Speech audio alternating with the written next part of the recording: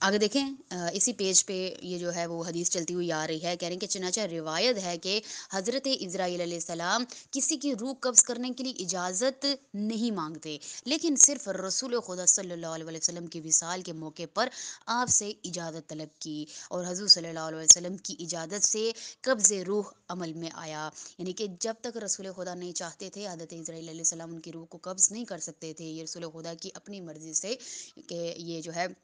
اجازت لی، اور اس کے بعد جو ہے رسول خدا کی روح کو قبض کیا گیا۔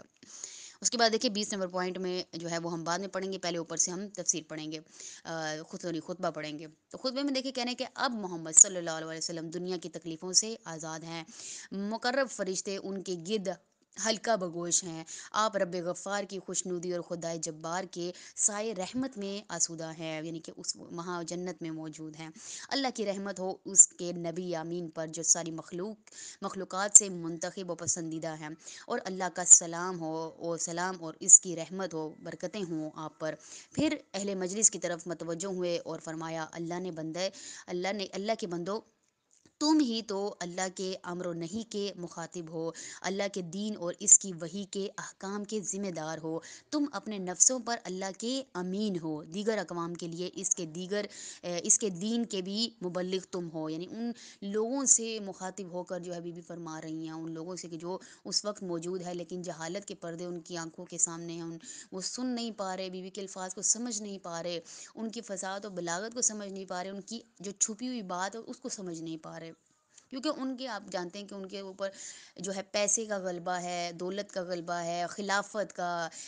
جو ہے وہ غلبہ ہے۔ جس طرح آج ہم دیکھتے ہیں کہ کس طرح جو ہے خلافت کے پیچھے بھاگا جا رہا ہے، کہ کتنے لوگ جو ہیں کہتے ہیں کہ ہم بیٹھ جائیں، ہم پاکستان کو سنبھال لیں، لیکن یہ ہے کہ نہیں سنبھال سکتے، جبکہ ہمارا یہ عقیدہ ہے کہ جب تک امام زمانہ جو ہے وہ نہیں آئیں گے تب تک جو ہے کوئی بھی اس دنیا کو ہے سنبھال نہیں سکتا ہے۔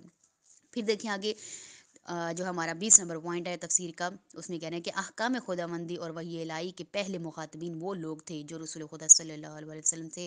براہ راست احکام سنتے تھے، یعنی کہ احکام خداوندی اور وحی الہی، یعنی کہ جنہوں نے جب وحی نازل ہوتی تھی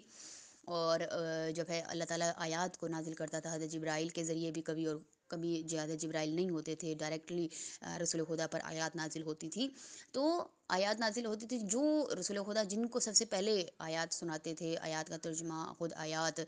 ظاہری بات ہے اس ٹائم تو عربی تھی، اب تو ترجمہ تو اب ہمارے لیے نکلا نا، اس وقت تو عربی تھی،